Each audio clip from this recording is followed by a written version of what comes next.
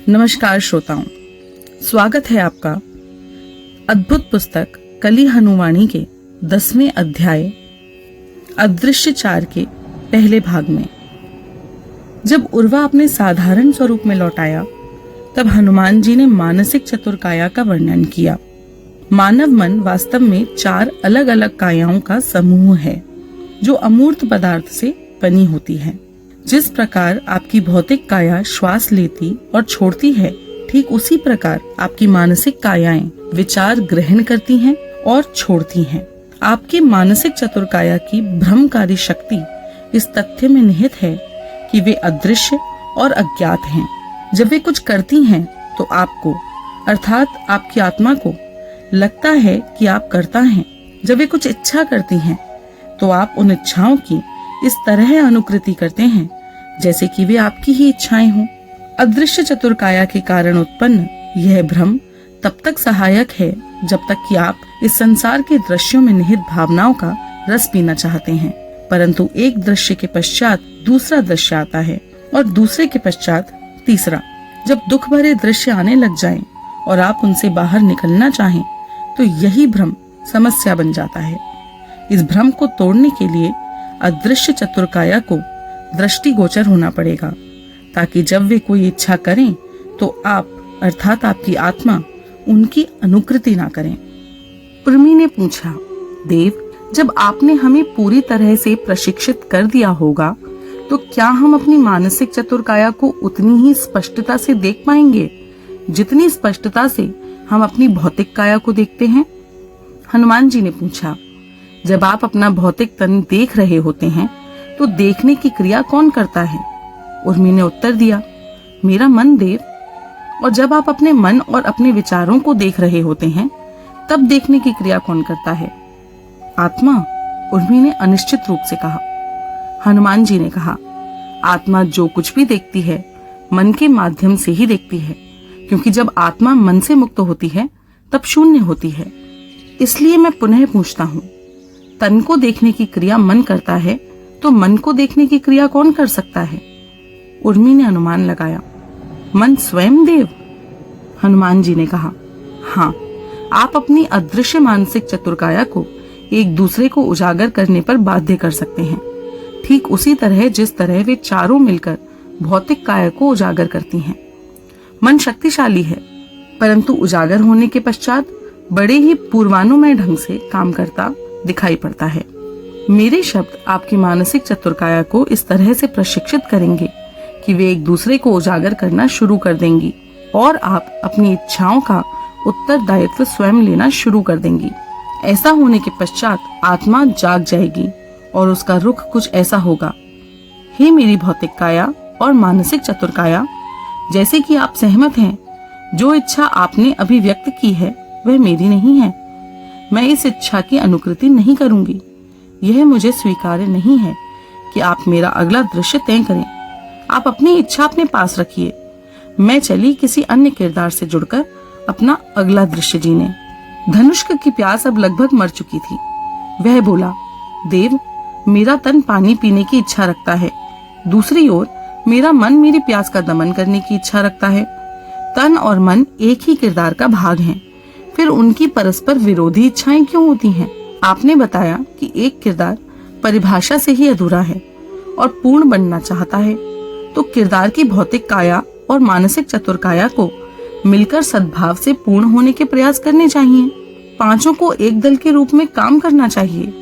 हनुमान जी ने कहा, यह एक भटका हुआ दल है जो अप्राप्य लक्ष्य को पाना चाहता है। उनमें से कोई नहीं जानता कि पूर्ण है क्या। वे जान ही नहीं सकते। एक अंश कभी भी पूर्ण को नहीं जान सकता, इसलिए उनके पास पूर्णता के बारे में अलग अलग दृष्टिकोण हैं। किरदार को पूर्ण करने के लिए वे पांचों अलग अलग मार्ग चुनते हैं। वे पांचों ऐसे 5 अनजान जनों की तरह हैं जो अटूट जंजीरों से एक दूसरे से बंधे हुए हैं और एक अज्ञात क्षेत्र में एक रहस्यमय खजाने की खोज कर रहे हैं। खजाना कहाँ मिल सकता है, इसके बारे में पांचों के अलग अलग विचार और अनुमान हैं। पांचों को अलग अलग दिशाओं में खजाना दिखाई देता है। यही कारण है कि वे अलग अलग इच्छाएं पैदा करते हैं। हर डग पर इच्छाएं आपस में टकराती हैं और सबसे शक्तिशाली इच्छा की जीत होती है। जीतने वाली इच्छा यह निर्धारित करती है कि वे पांचों अगला डग किस दिशा में बढ़ाती हैं, या यूं कहें कि पांचों में से जो भी सबसे शक्तिशाली होता है वही अन्य चार को अपनी इच्छा की ओर घसीट लेता है। देव, यह तो मुझे पता है कि मेरी भौतिक काया इस समय पानी पीने की इच्छा कर रही है, परंतु प्यास का दमन करने की इच्छा मेरी मानसिक चतुर काया में से किसकी इच्छा है? धनुष्क ने पूछा। हनुमान जी ने कहा, आपको शीघ्र ही पता चल जाएगा। मानसिक चतुर काया के नाम इस प्रकार हैं: बुद्धि काया, विवेक काया, संस्कार काया और चित्त काया। मैं इन चारों को काया इस बात पर बल देने के लिए कह रहा हूँ कि ये भौतिक काया की तरह ही हैं।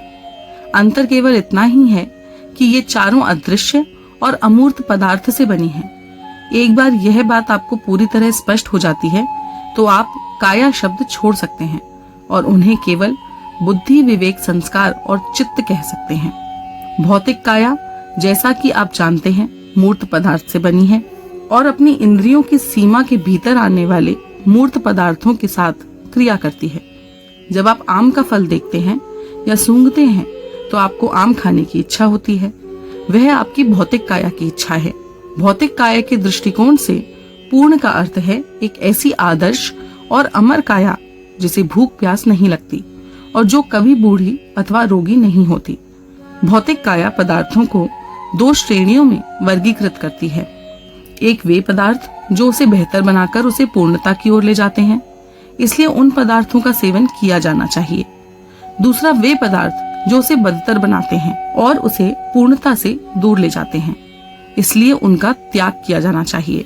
आपकी भौतिक काया का पूरा तंत्र प्रथम श्रेणी के पदार्थों का उपभोग करने और दूसरी श्रेणी के पदार्थों का त्याग करने की इच्छा पर आधारित है। उर्वा ने मुस्कुराते हुए कहा, देव, मेरी भौतिक काया स्वादिष्ट शहद से भरी बाल्टी पीने की इच्छुक है। क्या मेरी काया सच में मानती है कि ऐसा करने से वह अमर हो जाएगी? होता इसके विपरीत है। इतना शहद उसे मृत्यु के समीप ले जा सकता है। उर्मी ने कहा, मुझे लगता है कि मानसिक चतुर काया को ऐसा करने से होने वाली हानि का पता है, इसलिए वे चारों मिलकर इस इच्छा का विरोध करती हैं। उन चारों की संयुक्त इच्छा के सापेक्ष भौतिक काया की शहद पीने की इच्छा कमजोर पड़ जाती है। क्या इसका अर्थ यह है कि यदि मानसिक चतुर काया न होती तो भौतिक काया एक दिन में स्वयं को नष्ट कर लेती? क्या भौतिक काया की वही दुर्गति होती जो शहद में गिरकर दम तोड़ने वाली एक चींटी की होती है? उर्वा ने विचार किया। हनुमान जी ने कहा, नहीं, आप एक बार में कितना शहद खा सकते हैं? भौतिक काया स्वयं को हानि नहीं पहुंचाना चाहती है। पूर्ण होने की आशा में पर्याप्त शहद का सेवन करने के पश्चात आशा कहीं और टिक जाएगी। कदाचित मीठा खाने के पश्चात कुछ नमकीन खाने में पूर्णता दिखाई देगी। आपकी भौतिक काया यदि कुछ अनावश्यक अथवा हानिकारक पदार्थ खा लेती है तो उसे त्याग भी सकती है, और वैसे भी मानसिक चतुर काया के बिना तो आप इतना शहद प्राप्त ही नहीं कर सकते। शहद खोजने और तोड़ने के लिए मन की आवश्यकता होती है, इसलिए ये अटकलें लगाना अनुचित है कि मानसिक चतुर काया के बिना भौतिक काया मर जाएगी। प्राय होता यह है कि आपकी मानसिक चतुर काया द्वारा उत्पन्न इच्छाएं ही आपकी भौतिक काया को हानि पहुंचाती हैं। पेड़ों को देखो, उनका मानसिक अस्तित्व लगभग ना के बराबर होते हुए भी वे मनुष्यों की तुलना में बहुत लंबे समय तक जीते हैं। उर्वा ने अनुमान लगाया, कदाचित अत्यधिक मात्रा में शहद खाने की इच्छा पूरी तरह से मेरी भौतिक काया की इच्छा नहीं है। इस इच्छा के पीछे मेरी मानसिक चतुर काया का प्रभाव भी हो सकता है। हनुमान जी ने कहा, हाँ, अन्य प्रभावों से मुक्त एक भौतिक काया कुछ भी आत्मविनाशकारी इच्छा नहीं करती। आपकी भौतिक काया वर्तमान में जीती है और अपनी इंद्रियों की पहुंच में उपस्थित वस्तुओं को दो श्रेणियों में वर्गीकृत करती है। एक वे वस्तुएं जिनको ग्रहण करना चाहिए और दूसरा वे वस्तुएं जिनका त्याग करना चाहिए। यह वर्गीकरण पूर्ण बनने की इच्छा पर आधारित है। यद्यपि आपकी भौतिक काया को यह नहीं पता कि पूर्ण है क्या। पूर्ण बनने के उसके सभी प्रयास व्यर्थ हैं। आपकी आत्मा को उन प्रयासों से कोई लेना देना है ही नहीं। आत्मा को तो उन अनुभवों में रुचि है जो उन प्रयासों के परिणाम स्वरूप उत्पन्न होते हैं। अब मुझे वह रहस्य समझ आया। उर्वा ने अपनी मंगेतर उर्मी की ओर देखते हुए कहा, कौन सा रहस्य? उर्मी ने अपनी भौएं उठाई। कुछ नहीं, उर्वा अपनी दृष्टि वापस चिरंजीवी गुरु की ओर करते हुए बोला, परंतु हनुमान जी ने अपने शिष्यों को एक विचारशील ठहराव उपलब्ध कराने के लिए अपनी आंखें बंद कर ली थी। वे चाहते थे कि उनके शिष्य भौतिक तन के ज्ञान को पूरी तरह से अवशोषित कर लें। उर्मी और उर्वा ने इस ठहराव का पूरा लाभ उठाया। उनके बीच एक मूक वार्ता चली जो कुछ इस प्रकार थी। उस रहस्य की गुत्थी अंततः सुलझ ही गई। कौन सा रहस्य? मुझे कुछ समझ नहीं आ रहा। जनन की इच्छा, बच्चों को जन्म देने की इच्छा, मुझे कुछ समझ नहीं आ रहा। आपको सब समझ आ रहा है उर्मी। आप ही तो विवाह के लिए इतनी उत्सुक हो। जनन वंश बढ़ाने के लिए आवश्यक है। मातंग परंपरा का भविष्य इसमें निहित है। इसमें शारीरिक कुछ भी नहीं है। हो सकता है पूरी तरह शारीरिक न हो सकता है ये भौतिक काया और मानसिक चतुर काया की संयुक्त इच्छा हो, परंतु भौतिक काया अवश्य इसमें संलग्न है। आप इससे इनकार नहीं कर सकती। हम एक दूसरे के प्रति आकर्षण क्यों अनुभव करते हैं? क्योंकि मेरी भौतिक काया आपके साथ मिलन में अमर होने की संभावना देखती है और आपकी भौतिक काया मेरे साथ मिलन में। मैं आपके बीच की ओर आकर्षित होता हूँ और आप मेरे बीच की ओर। आपको किसने बताया कि मैं आपकी ओर आकर्षित होती हूँ? देवताओं ने हमें मातंग कबीले का नेतृत्व करने और आवश्यकता पड़ने पर प्रजनन करने के लिए चुना है। देवता ही तय करेंगे कि हमें प्रजनन करना चाहिए या नहीं। उर्मी ने आंखें तरेरते हुए मूक वार्ता को आगे बढ़ाया। ठीक है, हमारे बारे में भूल जाओ, मानवों के बारे में भी भूल जाओ। कोई भी नर और मादा एक दूसरे की ओर आकर्षित क्यों होते हैं? यदि यह मन के उच्च संकायों से उत्पन्न इच्छा होती तो जानवर प्रजनन ना करते। यह एक शारीरिक इच्छा है। मेरी बात मान लो। उर्मी ने सिर हिलाया। उर्मी ने आगे विचार पैदा किए जिनसे मूक वार्ता आगे बढ़ी। मेरी समझ यह है, पहले भौतिक काया स्वयं ही विकसित होकर स्वयं को अमर बनाना चाहती है, परंतु जब ऐसा करना असंभव जान पड़ता है तो चिरंजीवी होने के वैकल्पिक साधनों की खोज शुरू होती है। काया की उस अवस्था को यौवन कहते हैं। भौतिक काया उन बीजों को उत्पन्न करना शुरू कर देती है जो उसके जैसी ही काया अर्थात संतान पैदा कर सकते हैं। संतान उसके मरने के पश्चात भी जीवित रहती है। नर को अपने बीजों के लिए अनुकूल पर्यावरण अर्थात गर्भ की खोज रहती है। इसी कारण नर मादा के बीच आकर्षण उत्पन्न होता है। मैं इतने वर्षों से इस आकर्षण को समझने की चेष्टा कर रहा था। अब जबकि मैंने यह समझ लिया है, आकर्षण कम हो गया है। आप अपनी कहो उर्वा, मेरी ओर से मत बोलो। मैं कभी आकर्षित नहीं थी। ठीक है, चलो अपने ऊपर बात नहीं लेते हैं। अन्य नर और मादाओं के बारे में बात कर लेते हैं। वे स्वयं की संतान होने पर भी संतुष्ट नहीं होते। वे उसके पश्चात संतानों की भी संतान हो, यह इच्छा करने लगते हैं। वे पूरी तरह से यह सुनिश्चित करना चाहते हैं कि उनकी मृत्यु के पश्चात उनका कुछ अंश शेष रहे और पूर्ण की खोज करता रहे।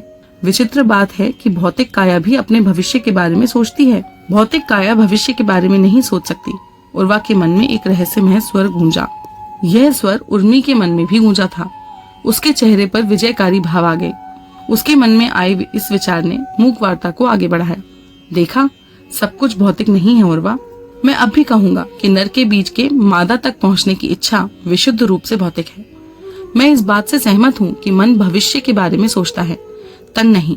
तो फिर मन का कोई अपना कारण होता होगा जो स्त्री और पुरुष के बीच आकर्षण को बढ़ाता है, परंतु शारीरिक आकर्षण अलग है। तन उस बीज को आरोपित करना चाहता है जो उसे अमर बना सके। यह शुद्ध और सरल है। इसके लिए भविष्य के बारे में गणना करने की कोई आवश्यकता नहीं है। एक इच्छा का समर्थन आपकी 5 कायाओं में से एक से अधिक कायाएं भी कर सकती हैं। ये शब्द हनुमान जी के थे। उन्होंने अपनी आंखें खोल ली थीं, क्योंकि ये शब्द उर्वा और उर्मी के बीच चल रही मूक वार्ता के उत्तर में कहे गए प्रतीत हुए। उर्वा और उर्मी चौंक पड़े। हनुमान जी आगे बोले, दूसरे शब्दों में किसी एक इच्छा के समर्थन में आपकी 1 से अधिक कायाएं साथ आ सकती हैं, परंतु समर्थन के पीछे उन सब के कारण निश्चित रूप से भिन्न होंगे। एक बार यदि आप सभी कायाओं के बारे में जान लेंगे तो आप इसे बेहतर ढंग से समझ पाएंगे। बुद्धि काया। उर्वा ने उत्साह और उत्सुकता में हनुमान जी को बीच में ही टोक दिया था। वह बोला, हमें बुद्धि काया के बारे में बताइए देव। मैं बहुत उत्साहित हूँ। ऐसा लगता है जैसे मैंने अपने जीवन के पिछले 2 दशकों की तुलना में पिछले 2 घंटे में अधिक ज्ञान प्राप्त किया है। बुद्धि काया किरदार को कैसे पूर्ण करना चाहती है? अतीत को सुधारने और भविष्य को सुरक्षित करने का प्रयास करके। हनुमान जी ने कहा, आपकी बुद्धि काया भविष्य की कल्पना करती है और अतीत की स्मृतियां खंगालती है। जब आप अपराध बोध से अथवा अतीत की गलतियों को सुधारने के लिए कुछ इच्छा करते हैं तो उस इच्छा के पीछे निश्चित रूप से आपकी बुद्धि काया है। जब आप अपने भविष्य को सुरक्षित करने के लिए कुछ करने की इच्छा रखते हैं या कुछ ऐसा करने की इच्छा रखते हैं जिसका परिणाम भविष्य में मिलेगा, तो वह बुद्धि काया की ही इच्छा है। तो पूर्ण के बारे में बुद्धि काया की अवधारणा है एक ऐसा वर्तमान जिसके साथ एक आदर्श अतीत और आदर्श भविष्य संलग्न है। दूसरे शब्दों में, बुद्धि तब आपको पूर्ण मानेगी जब आपके अतीत में सुधारने के लिए कुछ ना बचा हो और आपका भविष्य पूरी तरह सुरक्षित हो। जैसा कि आप जानते हैं, ऐसा कभी नहीं हो सकता। बुद्धि की यह अवधारणा मूर्खतापूर्ण है। काल आकाश का यह प्रपंच ऐसा है कि आप एक लक्ष्य पर पहुंचते हैं तो दूसरा लक्ष्य दृष्टिगोचर हो जाता है। और जहाँ तक आदर्श अतीत की बात है, हर किसी के अतीत में धब्बे होते ही हैं। अब हमें विवेक काया के बारे में बताएं देव। उर्वा ने उत्सुकता से कहा। चिरंजीवी गुरु बोले, आपकी विवेक काया मानती है कि एक व्यक्ति स्वयं कभी पूर्ण नहीं हो सकता। वह मानती है कि यदि कुछ पूर्ण है तो वह कई किरदारों से बना है। इसलिए आपके किरदार को पूर्ण करने के लिए आपकी विवेक काया अन्य किरदारों के साथ नए संबंध बनाने की चेष्टा करती है और पहले से बने रिश्तों को सुधारने की चेष्टा भी करती है।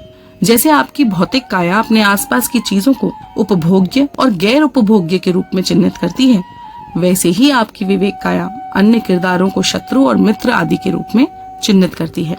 आपकी विवेक काया कुछ किरदारों को आपके किरदार से दूर धकेलने और अन्य किरदारों को आपके किरदार के समीप लाने की इच्छा रखती है। यदि दूरी को बदलना कठिन हो तो वह हर संभव तरीके से अन्य किरदारों के व्यवहार में परिवर्तन लाने की इच्छा रखती है। आपकी विवेक काया यह सब करने की चेष्टा कैसे करती है? अन्य किरदारों के साथ विचार, वस्तुएं और समय साझा करके। मैं अपने कबीले में कुछ परिवर्तन लाने की इच्छा रखता हूँ देव। उर्वा ने सत्तावादी स्वर में कुछ ऐसा कहा कि अन्य मातंगों को आश्चर्य हुआ। जब मैं मुखिया बन जाऊंगा तो मैं इस इच्छा को पूरा करने के लिए काम करना शुरू करूंगा। क्या यह मेरी आत्मा की इच्छा है या मैं केवल अपनी विवेक काया की इच्छा की अनुकृति कर रहा हूँ देव? हनुमान जी ने कहा, परिवार, मित्र मंडली, समुदाय, जनजाति, गांव, नगर, वर्ग, जाति, राज्य आदि आपकी विवेक काया द्वारा खींची गई सीमा रेखाएं हैं। इन रेखाओं से अन्य किरदारों की आपके किरदार से दूरी का अनुमान लगता है। उदाहरण के लिए, विवेक काया की दृष्टि में आपके परिजन और मित्र आपके समुदाय के जनों की तुलना में आपके अधिक समीप हैं। सामान्य तौर पर आप किरदारों को इन सीमा रेखाओं से केवल इसलिए बाहर नहीं धकेल सकते कि वे आपकी विवेक काया की दृष्टि में आदर्श व्यवहार नहीं कर रहे हैं। उदाहरण के लिए, आप अपने किसी परिवार के सदस्य को केवल इसलिए अपने परिवार से बाहर नहीं कर सकते कि वह आपकी विवेक काया की दृष्टि में जैसा एक परिजन होना चाहिए वैसा नहीं है। जब आपकी विवेक काया यह मानती है कि अन्य किरदार उसके पूर्ण की अवधारणा में सही नहीं बैठते हैं, तो वह उनके आचरण और व्यवहार को बदलने की इच्छा करती है। यदि आप सत्ता में हैं तो आप नियम बनाते हैं। यदि आपके पास ऐसी कोई शक्तियां नहीं हैं तो आप चिल्लाते हैं और अन्य किरदारों के बारे में अपनी राय दूर दूर तक पहुंचाना चाहते हैं। तो हाँ उर्वा, आपके कबीले के कामकाज में परिवर्तन लाने की आपकी इच्छा निश्चित रूप से आपकी विवेक काया की इच्छा है। मानवीय रिश्तों को बहुत अधिक अहमियत देने वाली उर्मी को विवेक काया के बारे में जानकर विचित्र सा लगा। वह बोली, देव, मेरे परिजन और मित्रगण मुझसे भावनात्मक रूप से जुड़े हैं और भावनाओं में जोड़ घटा का गणित तो होता नहीं है, परंतु विवेक काया द्वारा रिश्ते बनाने की इच्छा तो पूरी तरह गणित पर आधारित लगती है। विवेक काया तो पूर्ण को शतरंज फलक की तरह मानती है और अन्य किरदारों को प्यांदे मानती है जो मुख्य किरदार से आदर्श दूरी पर स्थित रहने चाहिए। भावनाएं अंश द्वारा पूर्ण होने के प्रयास का उपोत्पाद हैं और अंश को पूर्ण करने का प्रयास सभी कायाएं करती हैं, केवल विवेक काया नहीं। इसलिए भावनाएं सभी कायाएं उत्पन्न करती हैं।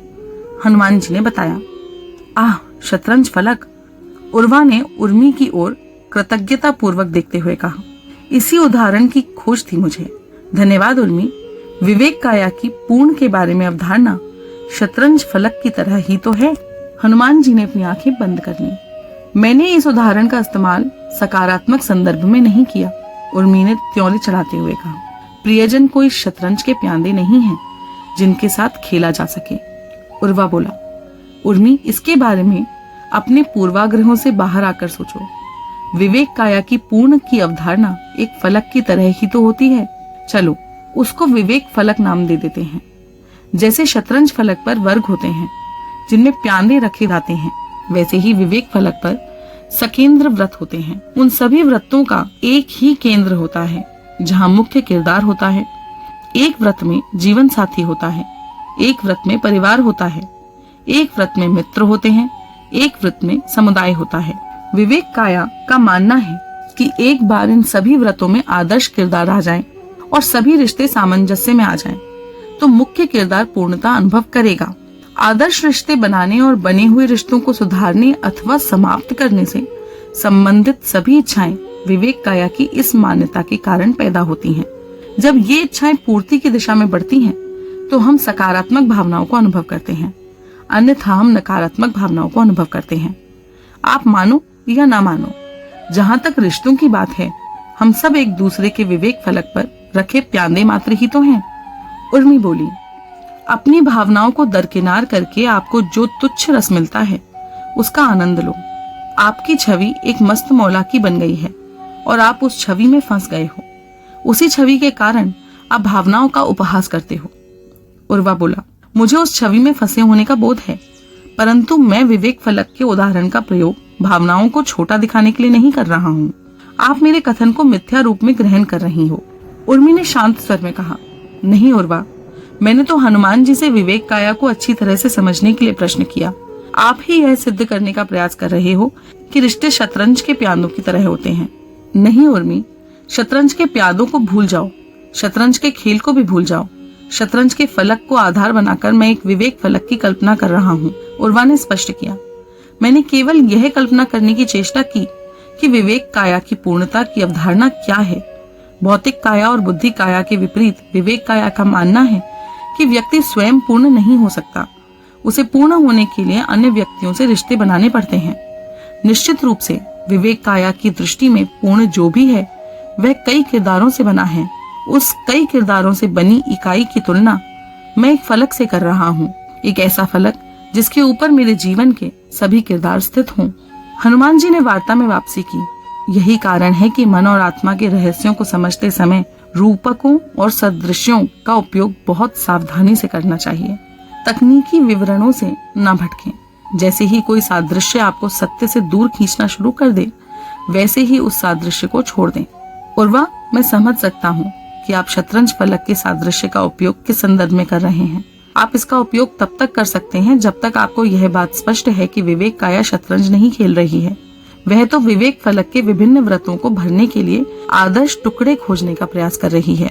और उर्मी, मैं आपके दृष्टिकोण को भी समझ रहा हूँ। विवेक और बुद्धि में अंतर करने में बड़े बड़े बुद्धिमान मात खा जाते हैं।